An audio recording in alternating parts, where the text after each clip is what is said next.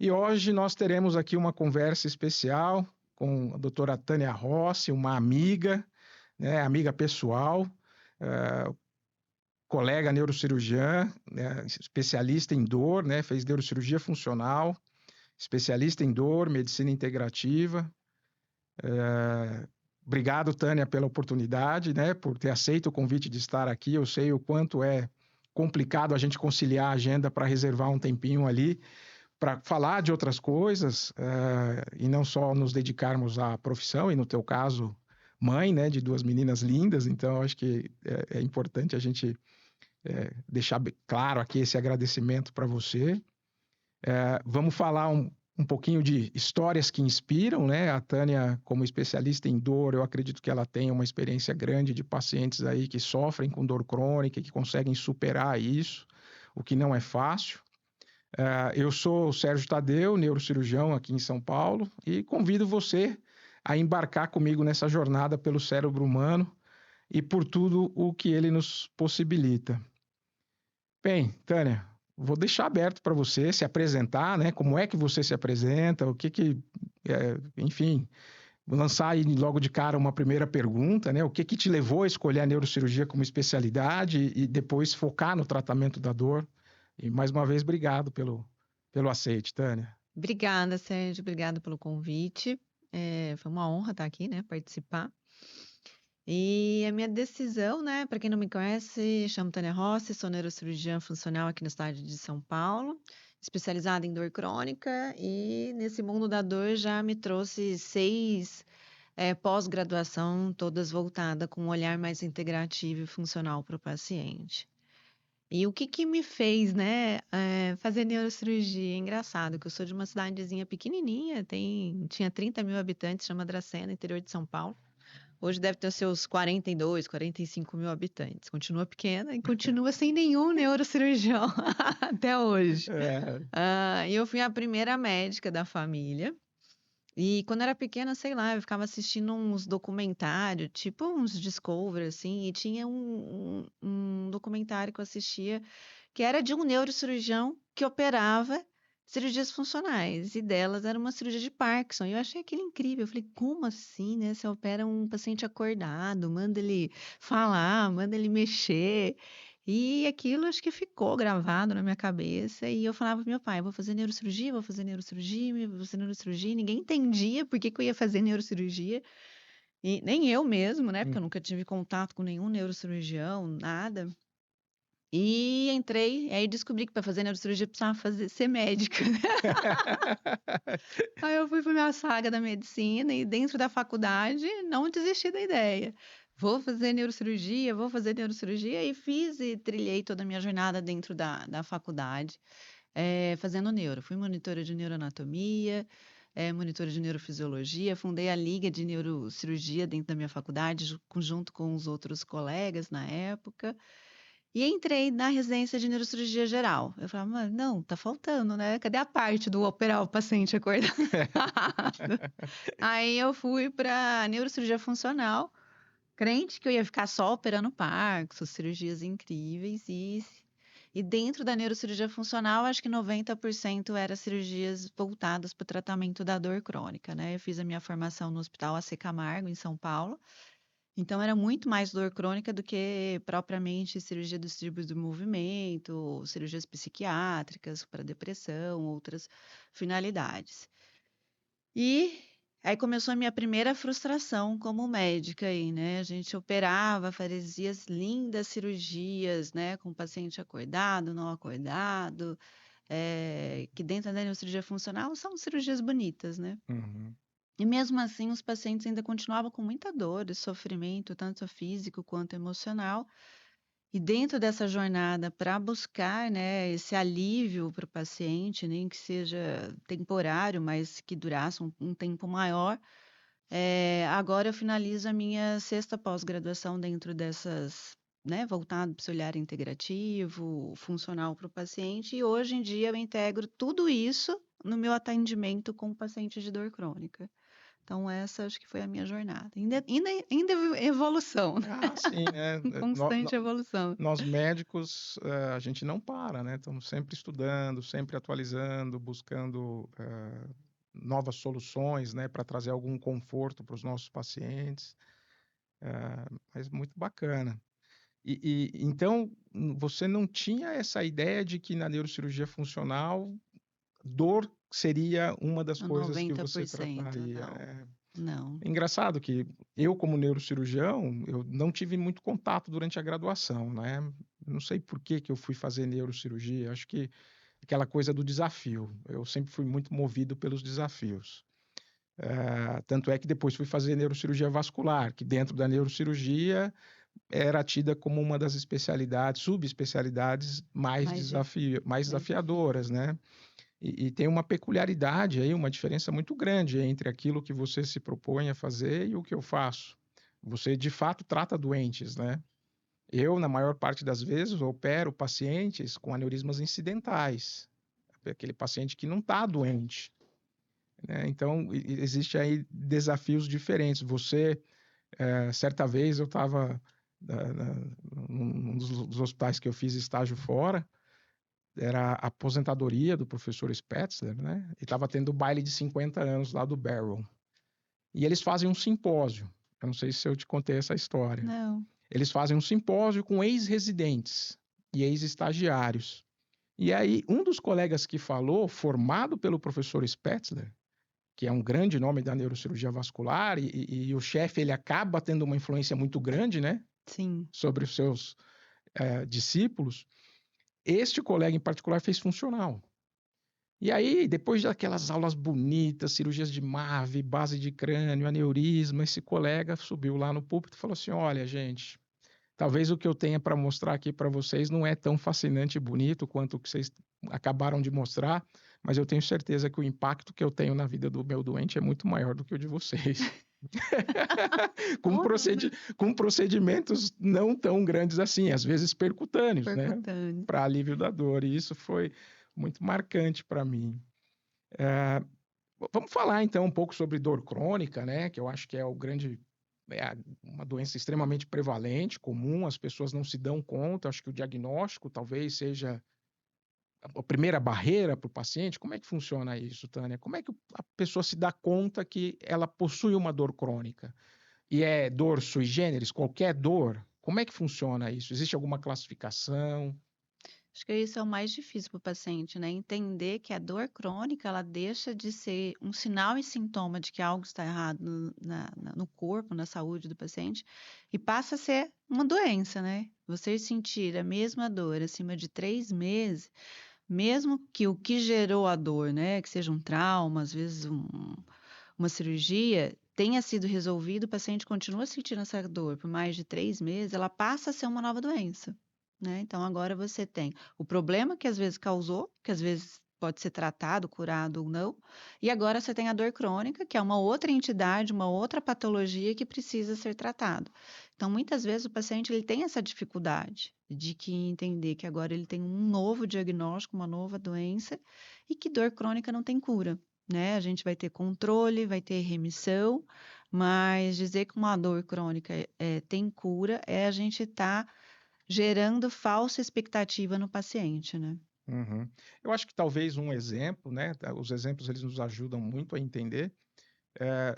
Muito em voga as dores na coluna, né? Acho que 90% da população vai experimentar pelo menos um episódio de dor aguda de lombalgia. Isso.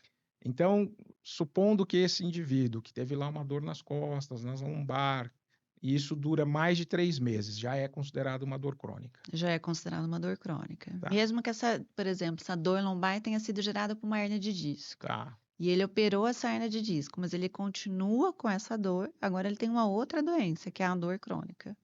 Muda, né? Muda várias vias bioquímicas neuronais, tanto na periferia quanto no cérebro. A gente muda o DNA daquele neurônio que sente dor. Então, por isso que dor crônica não existe cura. A gente consegue remissão, a gente consegue fazer com que esses neurônios, essas vias neurológicas, mude também para uma neuroplasticidade parecida antes da dor, mas nunca igual antes da dor. Uhum. E essa coisa por buscar conhecimento nessas especializações, nessas outras especializações que você fez? Você acredita que isso foi uma demanda dos seus pacientes? Você sentia que tinha algo a mais para oferecer para eles? Qual que foi essa motivação, por exemplo, a medicina integrativa? Óbvio, eu entendo muito pouco de dor crônica, não é o meu foco no dia a dia, mas eu sei da complexidade desse paciente. De fato, a gente precisa ter um olhar mais holístico, né? Mais do todo. Foi daí que veio essa inspiração? Como é que foi isso? Também, igual você falou, a gente leva muito do nosso chefe de residência, né? Eu fiz a residência com o Dr. Osvaldo, que já era uma residência de neurocirurgia totalmente fora da caixa, né? Tá? Para começar, os residentes eles tinham um ambulatório de ozonoterapia, que é proibido até hoje, né? O médico prescrever ozonoterapia. A gente tinha práticas de hipnose com o nosso psicólogo, que rodava dentro da nossa especialidade. Então já foi uma residência totalmente fora da caixa, né? A Sim. gente tinha já um olhar, né, além da neurocirurgia, além de procedimentos apenas cirúrgicos. E como ele dizia, apenas 3 a 6% terão indicação cirúrgica. Então, para eu ter esses 3 a 6% de indicação cirúrgica, olha quantos pacientes eu preciso atender, né? E o que Uhum. que eu faço com o restante que não é cirúrgico? Mando embora, né? Sim. Desmotivo, desacredita aquele paciente, deixo ele sem esperança? Não, eu falei, não, eu tenho que abraçar esse paciente porque ninguém mais vai abraçar. Se eu sou especialista de dor, não tem mais o que oferecer para o paciente, né? Então eu fui atrás para Uhum. tentar melhorar a qualidade de vida para esses pacientes. Poxa vida, que bacana. E geralmente esses pacientes têm uma jornada difícil, né? Muito. Eles são preteridos. Outros, eu dei um exemplo das lombalgias, mas, por exemplo, as mulheres que têm dores pélvicas, passam com 5, 6 colegas ginecologistas, obstetras, exames dos mais variados possíveis, e aí o colega vira e fala para o paciente, não, você não tem nada. Né? Aí o paciente chega frustrado, imagino, né? Então tem toda uma coisa aí associada, né? Social, às vezes do convívio, né? Com o companheiro ou a companheira ali, porque tem dor, tem dificuldade.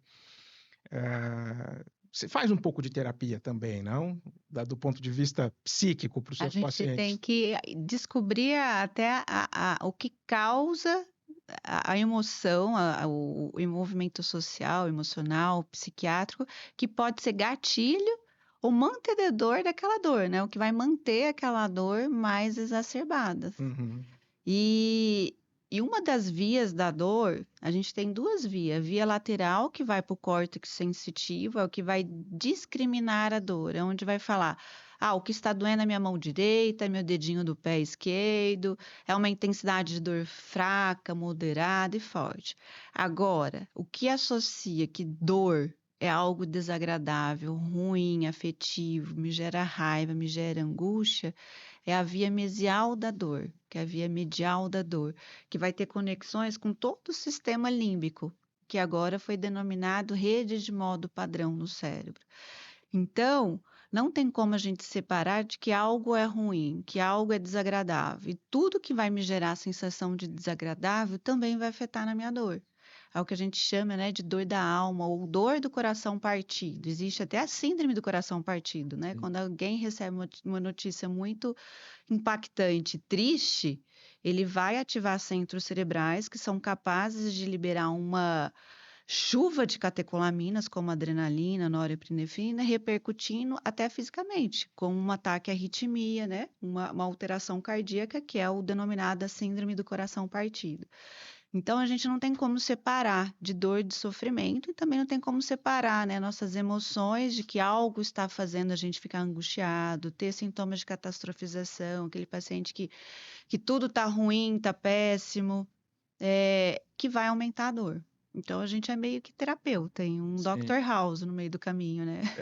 Poxa, que legal. E você fez um comentário agora que me remeteu a um livro que eu estou lendo, né? Do Antônio Damasio. Não sei se você já teve a oportunidade de ver. O homem que confundiu sua mulher com chapéu? Não, chama-se Cérebro, Emoção e Razão, o erro de Descartes. E o que esse autor propõe no livro é que, de fato, a gente não consegue separar a emoção da razão. Exato. Porque essa separação ela é cartesiana, né? É uma herança cartesiana do modo de pensar, de que a gente precisa setorizar, segregar as coisas para conseguir entender melhor o seu funcionamento. E aí, nesse livro, o autor fala exatamente sobre isso, essa dificuldade de separar razão de emoção, ou emoção de razão, né? Tem gente que acredita que ser racional é ser frio, É. né? Mas essa separação ela não é tão simples, e você acabou de dizer isso. Acho que isso tem um impacto na dor. Não adianta a pessoa falar assim, pela razão não vou sentir dor, ou não vou deixar que esse sofrimento piore a minha dor, né? Não tem como, né? Tá, poxa, que legal. Doutora Tânia. E com relação aos procedimentos para dor, assim, o que você imagina que tenham sido, ou terapias, né? Não vamos chamar só de procedimento, porque às vezes um fármaco é uma intervenção, né? Quais são os avanços, assim, recentes nessa área que mais te empolgam?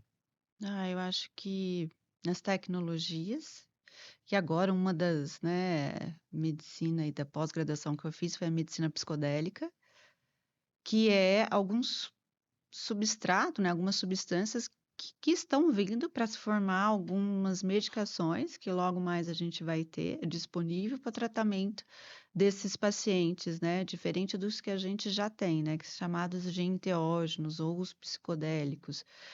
O que a gente já usa na prática clínica é a cannabis medicinal, né, que é considerado um enteógeno que tem ação em alguns tipos de dores mais efetivo que outros, por exemplo, na fibromialgia tem sido resultados bem interessantes, alguns outros tipos de dores neuropáticas faciais e outra substância. E as tecnologias, né? As tecnologias vêm substituindo muito, principalmente a neurocirurgia funcional, né?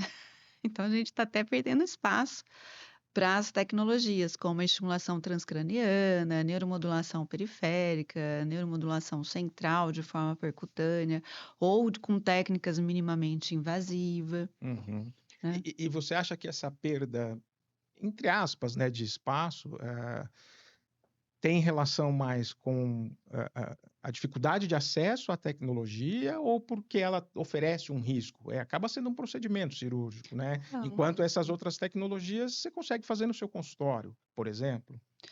Diminui um pouco dos custos Tá. e também a gente diminui o risco, né? Sim. É diferente da gente atravessar todo um cérebro para implantar um eletrodo lá no meio do cérebro. Uhum. É diferente de você usar uma pá, um eletrodo que você vai colocar ali, transfixar, né? Pelo crânio, percutaneamente. Tem Uhum. seus riscos também, né? Sim. Tudo tem efeitos colaterais, né? Uhum. Ontem eu estava até lendo uma frase de uma colega da medicina da dor, até mesmo não tratar a dor crônica tem seus efeitos colaterais, Sim. né? O tratamento não efetivo da dor crônica aumenta o estresse oxidativo, então leva ao envelhecimento precoce e leva a um quadro de demência precoce, né? Então aumenta o risco de você ter câncer, aumenta o risco de você ter outras doenças associadas, porque você vai aumentar os radicais livres, você vai aumentar a neuroinflamação Uhum. e aumenta também o declínio cognitivo. Então o paciente ele vai ter um quadro de demência precoce se ele não tiver a sua dor crônica tratada de forma efetiva. Já existe, então, esse tipo de evidência, que Já. a dor crônica é um fator de risco para um quadro demencial, por exemplo. Para um quadro demencial e outras doenças coassociadas. Tem maior risco de infarto, tem maior risco de doenças coronarianas, maior riscos de doenças do trato gastrointestinais. Então, aumenta-se o risco de outras doenças coassociadas. Tá. E qual que é o tipo de dor crônica mais comum na sua prática diária, Tânia? O que mais te procuram, assim? Qual que é a sua impressão? Hoje em dia é que eu tô com uma amostra viciada. Então, a minha rotina Não, sim, não é a média da literatura. a gente entende que existe esse tipo de viés, mas imagino que no teu consultório, pela tua expertise, por tudo aquilo que você comentou, você acaba atraindo um perfil de paciente, né? E hoje, assim, o que você tem visto mais lá no teu dia a dia? Então, acho que também, até mesmo pelo que eu divulgo nas minhas redes sociais, eu acabo atendendo muito paciente com espectro da hipermobilidade, Tá. que aí vai abranger todos os tipos de dores, né? É um paciente que ele tem tanto dor nociplástica, que é Uhum. aquela dor por uma disfunção do sistema nervoso, né, central e periférico. Dores nociceptivas, porque o paciente hipermóvel ele vai ter muitas luxações, muito traumas, muita tendinite, artrite, artrose, né? E as dores neuropáticas. Esses perfis de pacientes também acabam acompanhando muito com a desautonomia e neuropatia de fibras finas. Uhum. Então, o meu perfil de paciente hoje em dia, acho que uns 80, 90% são pacientes de síndrome de Ehlers-Danlos e o espectro da hipermobilidade, que eu falo que é o combo completo, né? Porque ele vem com outras já doenças associadas de origem aí genética. Uhum. E isso traz um desafio maior no manejo? Traz, porque são pacientes que não têm, é muito difícil, né? Eu Não imagino. tem, não tem cura. São pacientes que têm um quadro neurodivergente muito associado, então muito desses quadros de neurodivergência pode ser um fator impeditor também de melhora e de progressão no tratamento, Uhum. né? Então, por isso que a gente tem que trabalhar em todas as frentes desse paciente. Tá. Tânia, quais são assim os principais mitos ou equívocos, né, que os pacientes e até mesmo os profissionais têm sobre a cirurgia da dor, sobre e o tratamento da dor crônica? O que você imagina que seja assim um grande mito que dificulta todo esse contexto que a gente colocou do paciente ter acesso, de uma jornada ruim, dos médicos, enfim, fazerem exames e não detectarem a dor porque não tem uma imagem alterada, né? O Uhum. que você imagina que seja o principal mito, assim, ou equívoco, né, dos Eu pacientes? acho que o equívoco dos colegas médicos é achar que o bloqueio vai ser a salvação do paciente. Entendo. E o mito dos pacientes é achar que o bloqueio é a última coisa que a gente vai pensar. Às vezes é a primeira, né? Às vezes a gente faz o bloqueio para aquele paciente conseguir fazer a reabilitação dele na fisioterapia sem dor, sem desconforto, né? Aumentar a amplitude de movimento, Uhum. então isso ele vai conseguir aumentar mais a carga, mais hipertrofia, mais velocidade. Então a gente vê esses dois mitos, né? Tanto para o profissional médico quanto para o paciente, dos dois lados. Uhum. Falando dos bloqueios especificamente, que você comentou que o médico acha que é a última coisa que a gente vai pensar. Ah, e você acha que isso tem a ver com um pouco de overuse, que a gente usou demais dos bloqueios, até às vezes de uma forma indiscriminada, e isso traz um certo preconceito, uma certa dificuldade, não sei, o que você... Eu acho que sim, muitos colegas acabam sucateando muito a medicina, né? E hipervalorizando muitas coisas, que Uhum. financeiramente, até mesmo para a operadora, acaba sendo um desgaste.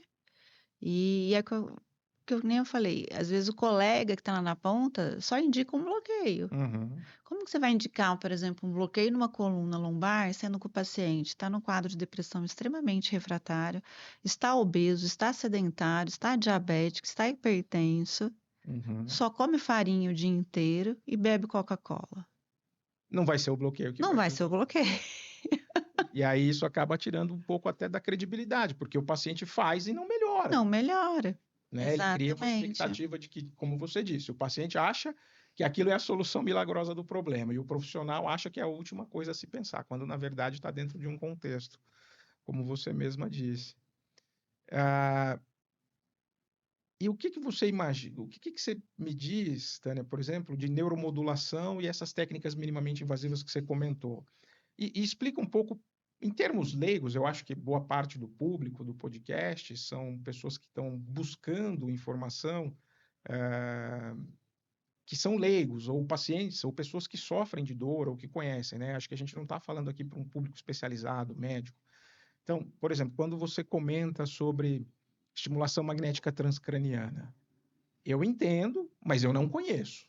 Eu sei do que Uhum. se trata, eu já li alguma coisa a respeito, mas dentro destas novas tecnologias, o que você acha assim que está subutilizado, né? E o futuro disso? Você acha que é esse o caminho? Eu acho que é um dos caminhos, né? A neuromodulação, que pode ser percutânea ou invasiva, nada mais é do que a gente colocar um eletrodo, porque na verdade a gente é 50% energia e 50% química, né, Sérgio? Sim. Para a gente realizar qualquer atividade no nosso corpo, que seja, né, celular, a gente vai depender de alguma reação bioquímica acontecendo Uhum. e alguma reação energética acontecendo, como, por exemplo, uma sinapse. A gente vai ter uma mudança bioquímica intracelular naquele neurônio que vai disparar um potencial energético, um Uhum. potencial elétrico, né, fazendo a sinapse. Então, esses equipamentos de neuromodulação, a gente está utilizando potenciais elétricos para a gente interferir na bioquímica celular, que seja, né, o percutâneo, que é colocar um eletrodo, uma pá em cima do crânio, ou em cima da medula, ou em cima de um nervo periférico. A gente joga uma corrente elétrica ali, elétrons, Uhum. um potencial elétrico, que vai gerar um potencial bioquímico. A gente vai mudar, vai gerar uma sinapse ou bloquear uma sinapse. Então, a gente vai ter uma resposta bioquímica aumentando, né? Células, neuropeptídeos que têm ação anti-inflamatória, antioxidante, como, por exemplo, a beta-endorfina. Então, quando a gente, por exemplo, faz a eletroacupuntura, coloca a agulha em alguns pontos e liga num aparelhinho para a gente estimular, dar um choquinho, né? Uhum. Uma potência elétrica, a gente está ativando que aquela célula aumente em algumas vias neurológicas a produção de beta-endorfinas, que é uma potente ação analgésica no nosso cérebro. E os invasivos, né, como o DBS, a gente também está mudando a eletricidade daquela célula, né? Como, por exemplo, a gente usa o DBS no Parkinson. Uhum. A gente está inibindo ou ativando vias no cérebro para regular o tremor. É a mesma coisa quando a gente pensa em dor. A gente vai implantar um eletrodo no cérebro, na medula, para a gente inibir aquela informação excessiva que está levando de dor e ativar vias que são inibitórias da dor. Digamos então que a potencial causa da dor continua lá, mas você modula essa sensação desagradável. Essa sensação desagradável. E aí o cérebro deixa de interpretar aquilo como sendo algo desagradável. Isso é Exato. fascinante. A neurocirurgia funcional, ela tem essas nuances, né? É bonita. É bonito, porque É bonito. o neurocirurgião, de um modo geral, a gente trata alterações de forma. Da funcionalidade. Então, Anatomicamente está tudo preservado, mas a exato. função não está. Eu falo que a dor crônica é como se você tivesse uma crise convulsiva só na via da dor. No centro da dor. E No fica lá centro da disparando dor. o tempo todo. E é por isso que muitas vezes os pacientes, né, fazem diversos exames e não encontram Não absolutamente encontram nada. nada alterado. Não quer dizer que ele não tenha dor. O Exato. que isso quer dizer é que o exame não é capaz de demonstrar a dor dele. Exato. Né? Porque ainda a tecnologia diagnóstica para mostrar a disfunção, né, neurológica na vias da dor não é uma rotina. A gente tem alguns ressonância magnética funcional, né, de estudo, algumas cintilografias, alguns exames, mas não é a rotina diagnóstica. Então, é algo que nos exames vão vir tudo normal. Você acha que a termografia vem para ajudar nesse sentido? Eu amo a termo, né? Eu faço. Você faz? Todos os pacientes eu faço e acompanho, né? A termografia, ela é um sinal que algo já está disfuncional, é um exame termofuncional, né? Como o exame já fala o nome. Então, porque às vezes essas mudanças a gente não vê anatomicamente, mas a gente vê funcionalmente. Então, quando a gente tem uma dor, por exemplo, nociceptiva, eu vou aumentar a taxa metabólica naquela região. Então, eu faço a termografia, eu vou ver aquilo tudo vermelho. Por quê? Eu estou tendo um aumento da taxa metabólica, estou aumentando a celularidade ali. Por exemplo, uma dor neuropática, eu tenho disfunção do sistema nervoso autonômico. Então, tem uma disfunção do sistema parasimpático e simpático. Então, vou ter predomínio do simpático. Eu vejo uma dor fria na temperatura da termografia, eu vejo diminuição da temperatura. E a termo serve para guiar a minha terapêutica. Então, se eu estou fazendo e faço a termo, Se ela não tivesse surgindo efeito, a termografia não iria mudar. E a gente vê a mudança sutil na celeridade da pele, né, da temperatura, antes mesmo da melhora clínica. Antes mesmo do paciente referir que Exato. aquelas... O que eu imagino também é que a memória da dor, né? Existe uma memória Existe. afetiva, não existe? E aí isso talvez seja até um ponto de resistência do paciente, dele conseguir referir a melhora, porque a simples lembrança da dor, ele acaba sentindo dor. Exato, que é a disleximia, né? O paciente da dor, ele não consegue descrever exatamente o que ele sente ou a melhora que ele sente. Entendi. Então, quando a gente usa essas medidas quantitativas para mostrar para o paciente, ó, sua dor é real, tá aqui, ó, tá vendo? Você falou que está com uma dor no pé, mas você vai lá, faz eletromiografia, não tem nada. Certo. Você faz uma biópsia, não tem nada, mas tá aqui, ó, tá disfunção, tá vendo? Ó, o pé direito você não tem nada, tá normal, o outro tá azul, tá vermelho. A partir do momento que até ele consegue ver a dor dele, ele já começa a acreditar que aquilo é real e ele se propõe a fazer um tratamento com maior responsabilidade. Uma adesão maior, né, para conseguir um resultado. E o que você acha que é o maior desafio para oferecer tratamento de dor de alta qualidade no nosso país? Qual que você acha que é o maior O desafio maior desafio é financeiramente, financeiro? financeiro. Tanto para o médico que investe, né? Certo? Quanto para o próprio paciente. Porque muitas vezes esse paciente de dor crônica é uma doença biopsicossocioemocional. Uhum. Como uma doença multi, né, complexa, são pacientes que acabam perdendo a sua capacidade laborativa e social. E com isso acaba caindo a renda familiar do próprio paciente. Uhum. Então, eu acho que o limitante da dor crônica, que é um tratamento multimodal, multidisciplinar, e é um custo financeiro bem alto, né? E as entidades da saúde suplementar, os planos de saúde, os convênios, eles financiam isso com facilidade ou existe uma dificuldade? Por exemplo, a gente vê muito, mais na minha área, né, as negativas, porque dizem que não está no rol da ANS, por exemplo. Sempre. Então, essas terapias que você Sempre. está comentando, elas fazem parte desse rol? Existe uma obrigatoriedade por lei de que as operadoras de saúde tenham que bancar isso? No SUS isso existe? Não, muitas coisas têm obrigatoriedade, mas tem muitas coisas novas que ainda não está no rol da ANS, e muita negativa mesmo estando no rol da ANS, né? Uhum. Eu, particularmente, vivencio uma dificuldade no tratamento da dor, apesar de me dedicar no consultório privado muito mais à cirurgia vascular, né, dos aneurismas, malformações arteriovenosas. Que é mais fácil ainda de se comprovar a existência, Pois né? era isso que eu ia comentar, né? Mas eu ainda tenho alguns pacientes, faço parte de uma equipe que trabalha para um convênio aqui em São Paulo, então eu acabo atendendo muitos casos de lombalgia, cervicalgia, e como o Pedro, né, que nosso amigo em comum, enfim, é o colega que é a referência dentro da equipe nessa parte de dor crônica, a gente tem muita dificuldade, às vezes, de conseguir uma terapia dirigida para a queixa do paciente, porque o exame de imagem não condiz Com a clínica. com a clínica, e o médico auditor, ele quer ver um laudo. Ele não está vendo o paciente, ele não está fazendo anamnese, o relatório que a gente faz nem sempre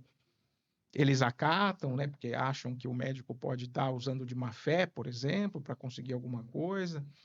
Enfim, então, no caso da dor, eu acho que isso também é uma dificuldade, né? Então, de fato, o financiamento da saúde como um todo, imagino que na dor isso seja pior, pelos motivos que você enumerou, a questão do paciente estar afastado, não tem capacidade laborativa, a questão das operadoras de saúde criarem essas barreiras para a gente conseguir o tratamento, e como você falou, eu acho que é um tratamento multimodal, e é difícil, né? Trabalhar em equipe, ter Muito. tudo, né, à disposição do paciente, enfim, ele ter acesso a isso é complicado. Falando um pouco do lado empreendedor da doutora Tânia Rossi, eu te acompanho nas redes sociais, enfim, a gente sai muito menos para jantar do que gostaríamos com as nossas famílias, né? Mas de vez em quando a gente bate um papo, tal, e eu vi que você está num projeto novo aí de uma mentoria Fala um pouco para mim de como surgiu isso, Tânia, de onde veio essa Mentoria. ideia, como é que isso aí começou? Então, a mentoria surgiu porque sempre tinha algum colega, me ensina a fazer o que você estava fazendo? Me ensina a prescrever a cannabis igual você prescreveu para fulano? Como que você faz para tal coisa? Na hora que eu vi, eu estava perdendo mais tempo dando aula de graça para uns colegas do que Atender os seus pacientes. atendendo meus pacientes. Eu estava mais resolvendo BO de colegas do que resolvendo BO dos meus próprios pacientes. Eu falei, então eu vou fazer uma mentoria, né, com esse olhar integrativo e vou poupar caminho de outros colegas. Que eu falo que se eu tivesse alguém que tivesse me oferecido essa mentoria logo que eu saí da residência, eu não teria feito seis pós-graduação, Certo, não teria investido em 6 pós-graduações. Então surgiu nesse sentido. Então eu ensino tudo que eu aprendi durante essas 6 pós-graduações, eu ensino, né? Alguns colegas até ensinam alguns procedimentos cirúrgicos, procedimentos ambulatoriais, essas tecnologias modernas, né, que a gente faz em consultório. Então, pro paciente aluno, isso é muita vantagem, que ele vai pagar bem mais barato do que trilhar o que eu trilhei até aqui. E eu literalmente pego na mão. Então, tem a parte teórica, né, que a gente tem aula online, e tem a parte presencial. Pego literalmente na mão, ensino como ligar cada aparelhinho, como instalar cada aparelhinho, como fazer cada coisa no paciente. E qual que é o perfil desse profissional que tem te procurado? É alguma coisa parecida com o que você tem de perfil, assim, aquele médico que já está, ou profissional da saúde que já está estabelecido e tem esta carência, os pacientes estão lá e ele não consegue oferecer algo a mais, ou são pessoas que estão começando já trilhando esse caminho? São pacientes, são colegas que, por exemplo, terminaram a residência da dor Tá. e quer ter um apoio, né? De alguém com mais experiência. Tem os colegas da ortopedia que não conseguem mais realizar tanto bloqueio e fala, nossa, eu preciso resolver a vida desse paciente, nem que seja no consultório. Sim. Tem reumatos, que agora entendeu que também tem que entender mais de dor para poder oferecer àquele paciente, para não ficar só no encaminhamento para outros profissionais.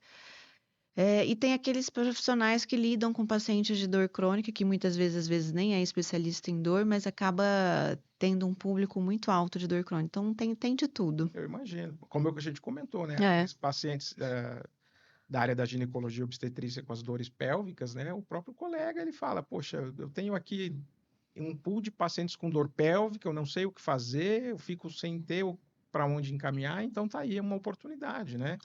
Fazer essa mentoria e poder oferecer algo a mais para o paciente dele. Muito legal. Você já comentou o que você procura transmitir, né, para os médicos, é uma coisa mais voltada para assistência, prática ali no dia a dia. Existe um número limite de turma, de alunos por turma? Como é que é isso? Não, eu agora vou fazer o 3º, 4º lançamento. Eles têm um acompanhamento comigo durante 6 meses, com discussão de caso clínico praticamente diariamente no WhatsApp.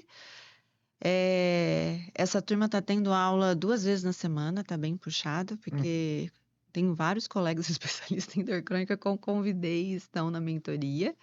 E eles têm uma vez presencial, então tem uma mão na massa uma vez. Sim, e aí tudo isso você faz no seu consultório? Faço tudo no consultório. Essa Aí eles parte ficam, prática. e aí depois eles ficam com uma plataforma online para assistir as aulas com mais calma durante um ano. Poxa, que legal. E como foi organizar tudo isso para um médico? É difícil, né? Principalmente a parte de marketing. Eu andei batendo cabeça aí com algumas agências de marketing. Entendi. Mas você contratou uma ajuda profissional? Contratei. Hoje eu tenho uma agência de marketing que cuida, que compila as aulas, coloca na plataforma. E o restante sou eu, né, que organizo. É difícil. Eu imagino. E o médico tem essa coisa autodidata, né, de querer fazer por si, né, por conta. E aí, poxa, legal essa iniciativa. E eu me lembro que, na época que a gente estava trabalhando junto, que você sempre foi bastante engajada, né, nas redes sociais. Até tem uma certa inveja branca nesse sentido, porque eu não consigo fazer isso, tá? É impressionante. Se eu não tivesse essa assessoria, essa ajuda, inclusive para esse podcast, é um projeto dessa minha assessoria, né? Eu acho que isso jamais teria acontecido. É difícil, mas Uhum. depois vai na rotina. Entendi. E você acredita que essas habilidades de comunicação e marketing, elas são indispensáveis para o médico de hoje? Não vou nem falar do futuro, para o médico de hoje. Como é que você está enxergando isso? Olha, Sérgio, eu tive que fazer porque a água bateu na minha bunda, né? Porque eu fiquei na mesma cidade que o meu chefe de residência. Certo. Então, quem iria procurar para passar em consulta com a doutora Tânia Rossi, numa consulta particular, já que ele tenho na mesma cidade o chefe que ensinou ela tudo que ela sabe. Uhum. Então, eu precisava mostrar meu serviço de alguma certa forma para o mundo. Uhum. E as redes sociais me ajudou nesse sentido. Eu comecei nas redes sociais quando estava de licença maternidade da Manuela, que foi a minha segunda filha. Eu ficava amamentando, lendo artigo, aí para eu gravar aquele artigo eu fazia um resuminho no próprio story ali do Instagram e postava. Que aí eu fui criando umas pastas para mim mesmo, e daí outros colegas médicos que começaram a me assistir começaram, me ensina isso. Onde você viu isso? Me manda esse artigo. Eu falei, bom, já acendi uma luz. Falei, nossa, você faz isso. Até mesmo cirurgias de Parkinson, quando eu postava, até mesmo colegas médicos falavam assim, nossa, não sabia que existia cirurgia para Parkinson. Porque às vezes a gente fica tão preso na nossa especialidade que a gente esquece que existe um mundo, né? Uhum. Que nem hoje eu estava vendo no Instagram de um psiquiatra que ele estava falando de DBS, é um cara super engajado, super famoso. DBS para depressão. Quase que eu escrevi lá. Falei assim, nossa, mas isso já existe no Brasil há anos. E as pessoas lançando como se fosse... E ele falando, nossa, na Colômbia foi o primeiro DBS para depressão. Eu falei, nossa, mas isso já existe há anos aqui. Você sabe que um dos argumentos que os amigos, né, que estão comigo nesse projeto, eu digo que são amigos, estava te comentando contigo, porque essa empresa que me assessora nessa parte de mídias sociais, criação de conteúdo, são de amigos, né? Eles fundaram a empresa, a gente já era amigo antes. Eu falei, poxa, por que não ir lá prestigiar o trabalho deles, né? E fazer todo essa parte digital. E aí, numa das reuniões que a gente teve, conversando com eles, um deles médico, né, também, ele falou assim, Sérgio, eu não acredito que você faz tudo isso e você não divulga. Então, De que adianta ter todo esse treinamento, essa capacidade técnica, se as pessoas não sabem que você faz? Então, é importante. E aí a assessoria ela vem para a gente transformar isso numa linguagem que seja mais acessível, né? Para que as pessoas consigam, de fato, entender o que a gente faz. um exemplo bobo, a tal da injeção para enxaqueca, que os pessoal apelidaram vulgarmente aí, né, popularmente de vacina para enxaqueca. Ninguém conhece. Eu nunca ouvi falar. Então, é uma medicação que você faz uma vez por mês e você consegue tirar um status de uma enxaqueca crônica. Aquele paciente que tem 15 crises por mês, ele consegue ter 1, 2, 3 crises por mês. Olha que fantástico. Eu também nunca tinha ouvido falar. Então, é uma injeção que você faz uma vez por mês. Aí nem médicos conseguem, às vezes, nem na área, sabe? E nem os pacientes. E é muito mais comum do que a gente imagina, né? Na minha subespecialidade também tem muito disso. Muito. Às vezes a gente vê o colega fazendo um manejo ali que você fala, mas isso aqui já está muito ultrapassado, né? Está antiquado. O conhecimento É muito. é muito. É o que eu explico na minha mentoria. O fato de você não saber fazer não significa que não exista. Exato. Você Eu tem que aprendi isso com o saber. neurocirurgião funcional. Você tem que saber, igual aquela menina que quer fazer vaquinha para se matar.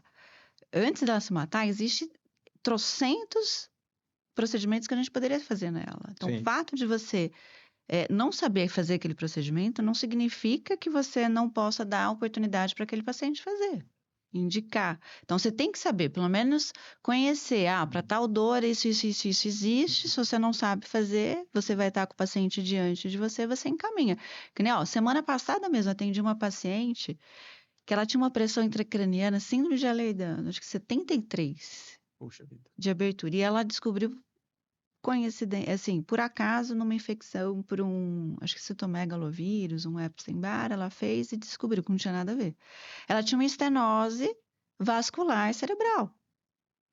Aí o fato, por exemplo, de eu ser neurologista, saber que ela está com uma hipertensão, vou tratar ela só com remédio, com Diamox? Não, essa paciente ela foi para o cirurgião vascular, operou, fez, melhorou a estenose do seio e hoje ela tem uma pressão intracraniana quase que normal, Olha que maravilha. entendeu? O tempo me ensinou, Tânia, e um pouco do convívio com outros profissionais, né, apesar de ser da mesma especialidade, mas que tem uma expertise em sub-áreas, é que lá atrás, você lembra disso? A gente atendia ambulatório junto e éramos 5, né? 5 ou 6 neurocirurgiões, 5. eu fazendo mais a parte de microcirurgia, você e o Pedro a parte funcional, aí tinha uma colega que fazia a parte de coluna, cirurgia de coluna degenerativa, tal. E nessas discussões, eu me lembro muito bem, você e o Pedro comentando de um caso em que se fazia uma aplicação de vincristina, um quimioterápico por uma dor neuropática intercostal, pós-herpes. Mesoterapia para herpes zoster. Pois é, na minha cabeça eu tinha condenado aquele paciente. Eu tinha dito, olha, não tenho o que fazer. E aí, nesse dia, eu percebi que eu não saber o que o paciente tem ou o que fazer com a doença não quer dizer que não exista. Então, eu não Exato. condeno o paciente. Eu digo para ele a realidade. Eu falo, eu não sei.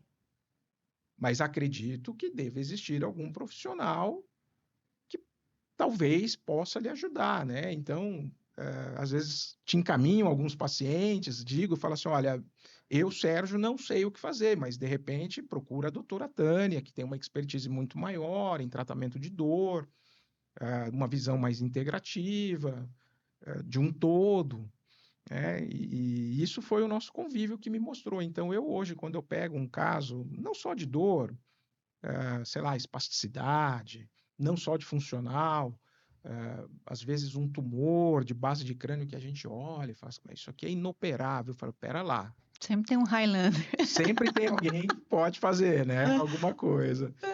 Isso é verdade, isso é um fato. É fato. E sai bem, né? Eu fiz o meu estágio de neurocirurgia pediátrica oncológica com o Dr. Sérgio Cavalheiro. Eu falava, caramba, eu também não ia falar assim, não tem mais nada para fazer por essa criança. Ele ia lá, operava uns tumor de tronco, umas coisas que e saía estubado. Eu falava, nossa, não é possível. Cara realmente é dele. Pois é. E aí assim, acaba que fica tão rotina pra gente dentro dessa subespecialidade que você acaba achando que todo mundo tem que saber. Exato. Na minha área, assim, eu acho que o grande exemplo, o grande estigma é o aneurisma do topo da artéria basilar. Para muitos colegas, olha, isso é inoperável, não tem o que fazer, isso é inoperável. Então, gente, não é bem assim, né? Existem circunstâncias em que, de fato, você tem uma opção cirúrgica, uma opção endovascular. E aí, eu acho que a lição aqui é não condene o paciente, seja humilde, né? Diga que você não tem condição de dar uma assistência, mas não condene o paciente falar que não tem nada para fazer. Exato. Só dificulta ainda mais o trabalho do colega que tem alguma coisa para fazer, né? Porque os pacientes chegam para você totalmente desestimulados, não chega? Apesar que eu tenho minha amostra viciada. Sim. Os meus pacientes já chegam com 10 artigos na mesa. Doutora, você viu isso? Eu não consigo acompanhar meus pacientes, que eles são mais informados do que eu. A vantagem é que você pega um perfil de paciente que está interessado em melhorar. Nem sempre, mas que eles sabem do diagnóstico, eles sabem. Entendi. Tratar dor é algo complexo. E existe algum conselho prático assim, Tânia, que você daria para todo jovem neurocirurgião que ele deveria ouvir no início da carreira? O que você imagina assim? Que é o que você comentou da sua mentoria, né? Tipo, se alguém tivesse me dito lá atrás isso, que conselho que você daria para esse jovem neurocirurgião? Procura a sua mentoria? Procure minha mentoria. Não, se quiser fazer dor, procure minha mentoria. Mas o conselho é não desiste. Não vai ser fácil, né, Sérgio? Em nenhum sentido. Uhum. Nenhum sentido vai ser fácil, vai ser... Hoje em dia não tá, né? Explorador. Eu lembro quando eu entrei na residência. Eu fiz o encontro agora de 20 anos de formado, né? Encontrei um colega que concorreu comigo. Eu fiz na mesma faculdade que eu fiz, né? Uhum.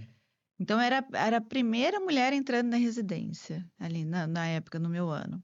e o resto era só homem. E os residentes mais velhos eram só homens. Então, lógico que eles queriam um outro colega para entrar, para compor o grupo de homens.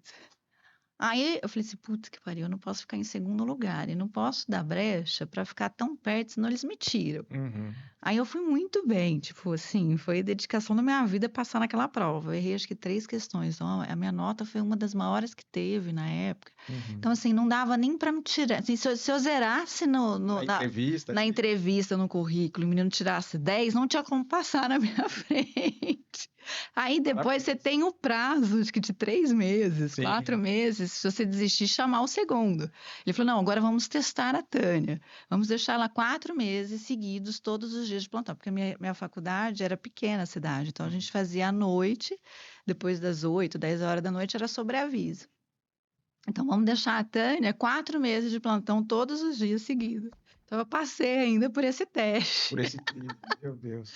Isso nos dias de hoje é impensável. Não, isso é crime, a faculdade é suspensa, fecha o serviço. Fecha o serviço, acaba a residência. Mas não é fácil. É um tabu para você, Tânia, falar dessa coisa da mulher neurocirurgiã? O que você...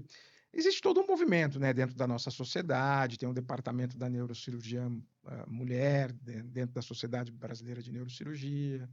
Como é que você enxerga isso? Eu acho que o tabu maior é a falta que a mulher faz quando ela sai de licença maternidade. Eu, como mulher e como empregadora, né, de outros profissionais, Uhum. eu vejo que isso realmente impacta num serviço. Não é nem questão de financeiramente, porque não é fácil você substituir uma pessoa Uhum. da noite pro dia, Sim. né? E vocês sofreram comigo, né? Sim. Eu tive 2 gestações e na primeira gestação eu saí com 24 semanas de gestação, que eu fiquei internada até 34 Sim. semanas de gestação e depois fiquei de 6 meses de licença maternidade. Então, não é fácil, né? Eu acho que nesse sentido, desse tempo que a mulher sai e volta para qualquer serviço, é difícil você substituir uma pessoa ali, né? Então, eu acho que realmente impacta, né? Que nem quando eu fui fazer a neurocirurgia funcional, a prova do Dr. José Osvaldo era um teste neuropsicológico para saber se a gente não era doido, para saber se a gente estava capaz de fazer. Tanto é que eu fui na prova, falei, professor, mas é assim mesmo, eu vim aqui, estudei tanto, né? Achei que você me perguntava de aneurisma, de não sei o quê. Você me perguntou umas coisas meio estranhas, né? Ele falou, não, é um teste neuropsicológico que eu faço aqui nos meus alunos para saber o grau de psicopatia, de transtornos mentais. Mas você foi aprovado com êxito. Mas eu acho que é mais essa dificuldade. O fato de, assim, de eu ser mulher depois na colocação de trabalho, o que que eu sinto? Até mesmo quando paciente, né? Por exemplo, se eu tivesse alguma patologia que eu precisasse que alguém operasse minha cabeça, igual eu falei lá no passado, eu não ia dar minha cabeça para a doutora Tânia, que é recém-formada, uma mulher, do que, por exemplo, doutor Osvaldo, um chefe que faz isso há 40 anos. Uhum. Então sempre vai existir esse tabu. E não discrimino de quem tem esse certo preconceito também. Você entende, né? E me ocorreu aqui agora, Tânia, que você comentou dessa coisa da mulher neurocirurgiã e tal, é uma crescente, é uma realidade, né? Hoje a gente tem até departamento da neurocirurgia mulher dentro da nossa sociedade. Tenho a impressão de que a maior parte delas faz neurocirurgia funcional ou não. Qual que é a sua impressão? Até que não. Muitas faz pediátrica. Neurocirurgia infantil. Neurocirurgia infantil. Pediátrica. Agora está crescendo muito tumor. Tumor. Entendi. Imaginei que talvez a mulher tivesse uma empatia maior, né, para cuidar do paciente que necessita da neurocirurgia funcional. Nem sempre, Nem viu? sempre, né? Para fazer neurocirurgia, ela já tem um quesinho ali que não é. Nem sempre, exatamente. Como você comentou, né? Assim, eu estou distante dos serviços formadores de novos neurocirurgiões, eu faço parte da comissão de título de especialista, mas estou longe da formação. O que a gente vê ainda é aquela tal piadinha sendo um fundo verdadeiro, né? Que o neurocirurgião acha que é Deus, né? A gente vê que é uma área que tem um ego mais Sei. inflado. A Então, humildade passa longe ali. é, Essa coisa de reconhecer que não sabe o que fazer com o paciente é complicado, né? Eles não falam, não adianta. Nós não falamos, né? é. Ah, Não é à toa que tinha o teste neuropsicológico. você sabe que Tudo tem uma na razão. minha residência também teve, viu? O teste Tudo tem neuropsicológico. uma Tinha uma razão. psicóloga que aplicava o teste, tá? Eu Não, acho que então, tinha, era o é, psicólogo, eu não sabia que era psicólogo, eu achei que entendi. era só uma pessoa aplicando a prova. Provavelmente já deve ter passado alguém ali que o tico e o teco não se falavam Exato. direito, Por né? isso que eu falo que foi uma residência totalmente fora da caixa, para começar pela seleção, né? Eu imagino. Falando um pouquinho de futuro, assim, Tânia, o que que você imagina para o tratamento da dor crônica daqui a uns anos, daqui a uns 10 anos? O que que você... Ah, eu acho que a inteligência artificial vai ajudar muito. Tá. E o avanço dessas medicinas, tanto tecnológica quanto Uhum, farmacológica mesmo. uhum. E a prevenção, que nem eu ensino muito na minha mentoria, é a gente olhar para esses pacientes, como eu lido com paciente hipermóvel, Uhum, e é uma alteração genética. sim. Então, a gente já olhar para essas crianças, para esses, né, futuros hipermóveis que irão nascer, com um olhar preventivo. Porque apesar de não ser uma doença degenerativa, é uma doença que vai gerando uma degeneração muito precoce. Uhum. Então, existe prevenção de dor crônica. Existe, por exemplo, a distrofia simpática reflexa, que é um tipo de dor neuropática incapacitante, de difícil controle, até mesmo farmacológico, cirúrgico, por exemplo, uma das maior incidência que é a imobilização por tempo prolongado, né? Você engessar um braço, deixar aquele membro, né, imóvel por algum tempo. Em alguns trabalhos já evidenciou que a prevenção com a utilização de vitamina C, já num paciente que vai ficar, né, com uma imobilização ou preventivamente a uma cirurgia, Uhum. você evita daquele paciente desenvolver distrofia simpática reflexa. Ou, por exemplo, neuropatia pós-quimioterapia. A gente sabe agora cada vez mais que cada tipo de quimioterápico, se você usar preventivamente algumas medidas, você diminui em até 70% a chance de você evoluir com neuropatia pós-quimioterapia. Poxa, que fantástico. Então, acho que assim, o mundo da prevenção da dor crônica, eu Uhum. acho que vai crescer muito. E é pouco falado, né? Que nem, ó, uma disbiose intestinal, a dor lombar que você falou.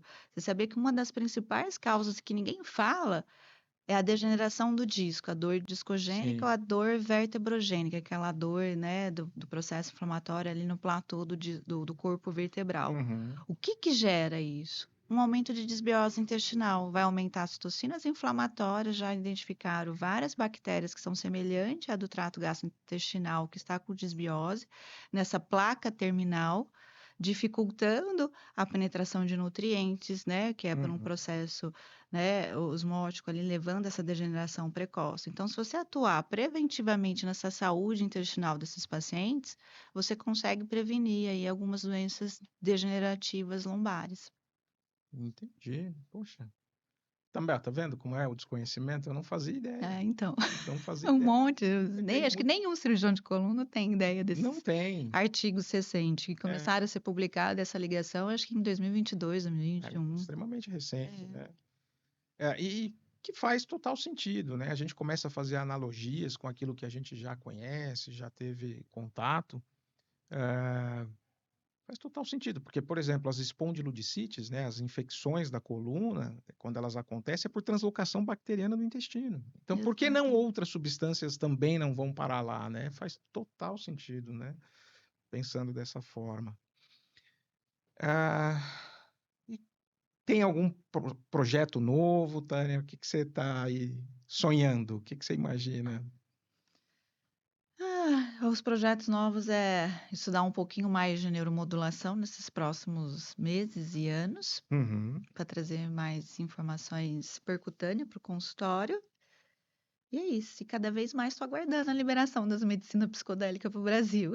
A gente ainda não tem, né? A única que a gente pode fazer em consultório é ketamina, que eu já faço, né? Certo. Sessão com psicoterapia assistida. A gente faz infusão da medicação Uhum. e faz um acompanhamento psicoterápico assistido naquele paciente. Então, a gente tem uma ação, vamos dizer assim, dupla, né? A medicação tanto vai ter o efeito analgésico no cérebro, nas vias neurológicas, como também vai ter um efeito modulador do sistema límbico. Uhum.